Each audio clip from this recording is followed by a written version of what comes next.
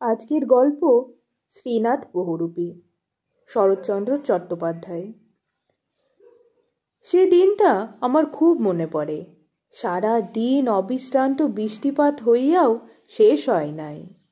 শ্রাবণের সমস্ত আকাশটা ঘন মেঘে সমাচ্ছন্ন হইয়া আছে এবং সন্ধ্যা উত্তীর্ণ হইতে না হইতেই চারিদিক গাঢ় অন্ধকারে ছাইয়া গিয়াছে। সকাল সকাল খাইয়া লইয়া আমরা কয় ভাই নিত্য প্রথা মতো বাইরে বৈঠকখানার ঢালা বিছানার উপর রেডি তেলে সেজ জ্বালাইয়া বই খুলিয়া বসিয়া গিয়াছি। বাহিরের বারান্দায় একদিকে পিসেমশাই ক্যাম্বিসের খাটের উপর শুইয়া তাহার সান্ধ্য তন্দ্রাটুকু উপভোগ করিতেছেন এবং অন্যদিকে বসিয়া বৃদ্ধ রামকমল ভট্টাচার্য আফিম খাইয়া অন্ধকারে চোখ বুজিয়া হেলো হুকোই ধূমপান করিতেছেন। দেউড়িতে হিন্দুস্থানি পেয়াদাদে তুলসীদাসী সুর শোনা যাইতেছে এবং ভিতরে আমরা তিন ভাই মেজদাদার কঠোর তত্ত্বাবধানে নিঃশব্দে বিদ্যাভ্যাস করিতেছি।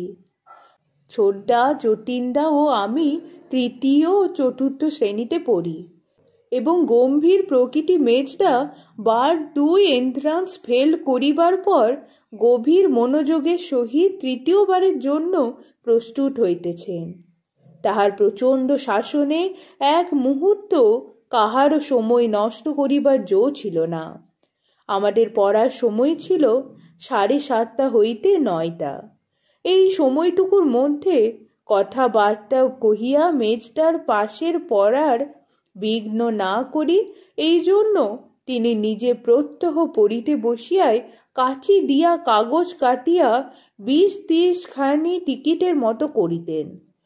তাহার কোনোটিতে লেখা থাকিত বাহিরে, কোনোটিতে থুতু ফেলা, কোনোটিতে নাক ঝাড়া, কোনোটিতে তৃষ্ণা পাওয়া ইত্যাদি। যতীনদা একটা নাক ঝাড়া টিকিট লইয়া মেজদার সম্মুখে ধরিয়া দিলেন। মেজদা তাহাতে স্বাক্ষর করিয়া লিখিয়া দিল, 8:33 হইতে 8:34 পর্যন্ত, অর্থাৎ এই সময়টুকুর জন্য সে নাক ঝাড়িতে যাইতে পারে। ছুটি পাইয়া যতীনদা টিকিট হাতে উঠিয়া যাইতেই ছোটদা থুতু ফেলার টিকিট পেশ করিলেন। মেজদা না লিখিয়া দিলেন। কাজেই ছোটদার মুখ ভারী করিয়া 2 মিনিট বসিয়া থাকিয়া তেষ্টা পাওয়া আর্জি দাখিল করিয়া দিলেন। এবার মঞ্জুর হইল। মেজদা সই করিয়া লিখিলেন, 8:41 হইতে 8:47 পর্যন্ত। পরোয়ানা লইয়া ছোটদা হাসি মুখে বাহির হইতেই যতীনদা ফিরিয়া আসিয়া হাতের টিকিট দাখিল করিলেন। মেজদা ঘড়ি দেখিয়া সময় মিলাইয়া একটা খাতা বাহির করিয়া সেই টিকিটটি গড দিয়া আটিয়া রাখিলেন। সমস্ত সাজ সরঞ্জাম তাহার হাতের কাছেই মজুদ থাকিত। সপ্তাহ পরে এইসব টিকিটের সময় ধরিয়া কৈফিয়ত তলব করা হইত। এইরূপে মেজদার অত্যন্ত সতর্কতার এবং সুশৃঙ্খলায় আমাদের এবং তাহার নিজের কাহারও এতটুকু সময় নষ্ট হইতে পারিত না। প্রত্যহ এই 1.5 ঘণ্টা কাল অতিশয় বিদ্যাভ্যাস করিয়া রাত্রি 9টার সময় আমরা যখন বাড়ির ভিতরে শুইতে যাইতাম, তখন মা সরস্বতী নিশ্চয়ই চৌকাঠ পর্যন্ত আমাদিগকে আগাইয়া দিয়া যাইতেন এবং পরদিন স্কুলে ক্লাসের মধ্যে যে সকল সম্মান সৌভাগ্য করিয়া বাড়ি ফিরিতাম সে তো আপনারা বুঝিতেই পারিতেছেন। কিন্তু মেজদার দুর্ভাগ্য, তাহার নির্বোধ পরীক্ষকগুলা তাহাকে কোনো দিন চিনিতে পারিল না। নিজের এবং পরের বিদ্যা শিক্ষার প্রতি এরূপ প্রবল অনুরাগ, সময়ের মূল্য সম্বন্ধে এমন সূক্ষ্ম দায়িত্ববোধ থাকা সত্ত্বেও তাহাকে বারংবার ফেল করিয়াই দিতে লাগিল। ইহাই অদৃষ্টের অন্ধ বিচার। যাক, এখন আর সে দুঃখ জানাইয়া কি হইবে। সে রাত্রেও ঘরের বাহিরে ওই জমাট অন্ধকার এবং বারান্দায় তন্দ্রাভিভূত সেই দুটো বুড়ো, ভিতরে মৃদু দীপালোকের সম্মুখে গভীর অধ্যয়নরত আমরা চারিটি প্রাণী। ছোটদা ফিরিয়া আসায় তৃষ্ণায় আমার একেবারে বুক ফাটিয়া যাইতে লাগিল। কাজেই টিকিট পেশ করিয়া উন্মুখ হইয়া রহিলাম। মেজদা তাহা সেই টিকিট আটা খাটার উপর ঝুঁকিয়া পড়িয়া পরীক্ষা করিতে লাগিলেন তৃষ্ণা পাওয়াটা আমার আইনসঙ্গত কিনা, অর্থাৎ কাল পরশু কি পরিমাণে জল খাইয়াছিলাম। অকস্মাৎ আমার ঠিক পিঠের কাছে একটা শব্দ এবং সঙ্গে সঙ্গে ছোটদা ও যতীনদার সমবেত আত্মকণ্ঠে গগনভেদী রহরহ চিৎকার, ওরে বাবারে, খেয়ে ফেললে রে! কিসে ইহাদিগকে খাইয়া ফেলিল আমি ঘাড় ফিরিয়া দেখিবার পূর্বেই মেজদা মুখ তুলিয়া একটা বিকট শব্দ করিয়া বিদ্যুৎ বেগে তাহার দুই পা সম্মুখে ছড়াইয়া দিয়া সেজ উল্টাইয়া দিলেন। তখন সেই অন্ধকারের মধ্যে যেন দক্ষ যজ্ঞ বাঁধিয়া গেল। মেজদার ছিল ফিটের ব্যামো।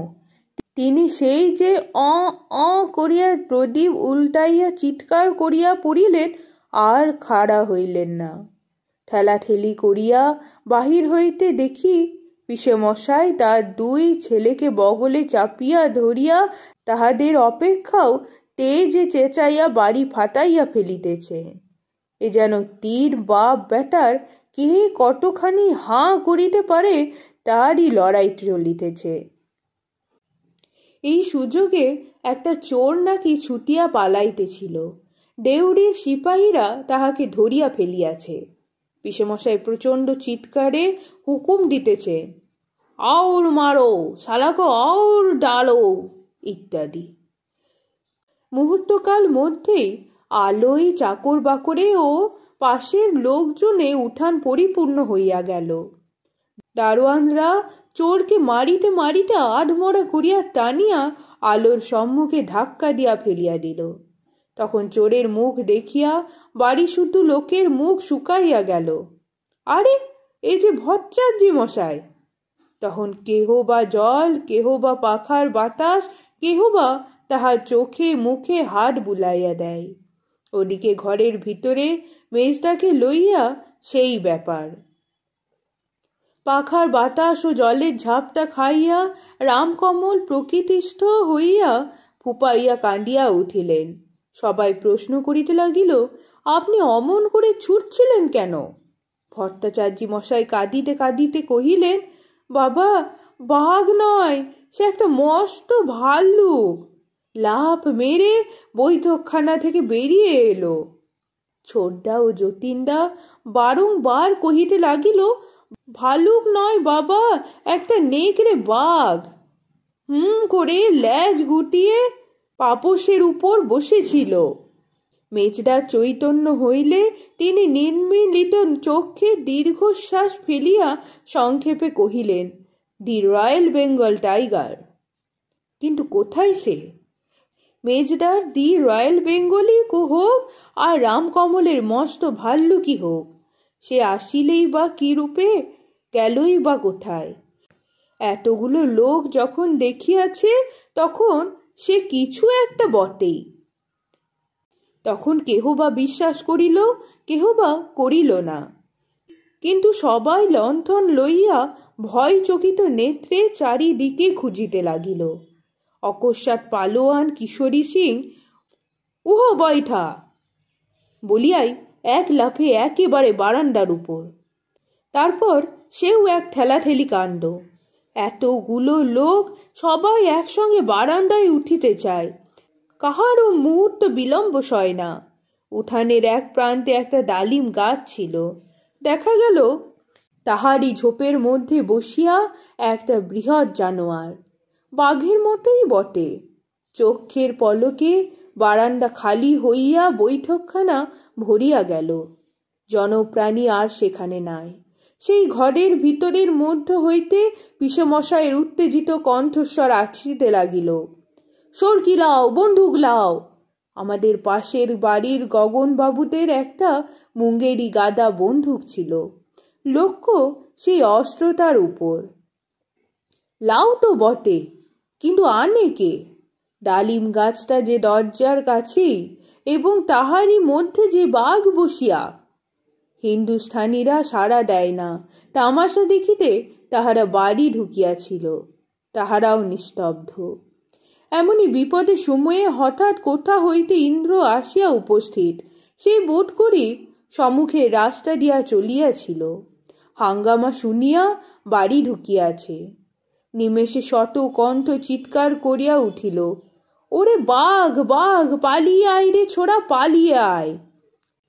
প্রথমটা সে থতমত খাইয়া ছুটিয়া আসিয়া ভিতরে ঢুকিল, কিন্তু ক্ষণকাল পরেই ব্যাপারটা শুনিয়া লইয়া একা নির্ভয়ে উঠানে নামিয়া গিয়া লণ্ঠন তুলিয়া বাঘ দেখিতে লাগিল। দোতলার জানালা হইতে মেয়েরা রুদ্ধ নিঃশ্বাসে এই ডাকাত ছেলেটির পানে চাহিয়া দুর্গা নাম জপিতে লাগিল। পিসিমা তো ভয়ে কাঁদিয়াই ফেলিলেন। নিচে ভিড়ের মধ্যে গাদাগাদি দাঁড়াইয়া হিন্দুস্থানি সিপাহীরা তাহাকে সাহস দিতে লাগিল এবং এক একটা অস্ত্র পাইলেই নামিয়া আসে এমন আভাসও দিল। বেশ করিয়া দেখিয়া ইন্দ্র কহিল, দারিক বাবু, এ বাঘ নয় বোধ হয়। তাহার কথাটা শেষ হইতে না হইতেই সেই রয়্যাল বেঙ্গল টাইগার দুই থাবা জোর করিয়া মানুষের গলায় কাঁদিয়া উঠিল। পরিষ্কার বাংলা কহিয়া কহিল, না বাবু মশাই, না, আমি বাঘ ভাল্লুক নই, ছিনাট বহুরূপী। ইন্দ্র হো হো করিয়া হাসিয়া উঠিল। ভট্টাচার্য মশাই খড়ম হাতে সর্বাগ্রে ছুটিয়া আসিলেন। হারামজাদা, তুমি ভয় দেখাবার জায়গা পাও না? পিসেমশাই মহা ক্রোধে হুকুম দিলেন, শালাকো কাণ্ড পাকড় কে লাও। কিশোরী সিং তাহাকে সর্বাগ্রে দেখিয়াছিল, সুতরাং তাহারই দাবি সর্বাপেক্ষা অধিক বলিয়া সেই গিয়া তাহার কান ধরিয়া হির হির করিয়া টানিয়া আনিল। ভট্টাচার্য মশাই তাহার পিঠের উপর খড়মের এক ঘা বসাইয়া দিল। রাগের মাথায় হিন্দি বলিতে লাগিলেন, এই হারামজাদা বজ্জাতকে বাঁচতে আমার গতর চূর্ণ হো গিয়া। খোট্টা শালার বেটারা আমাকে যেন কিলাইকে কাঁঠাল পাকাইয়া দিয়া। ছিনাটের বাড়ি বারাসতে। সে প্রতি বৎসর এই সময়টায় একবার করিয়া রোজগার করিতে আসে।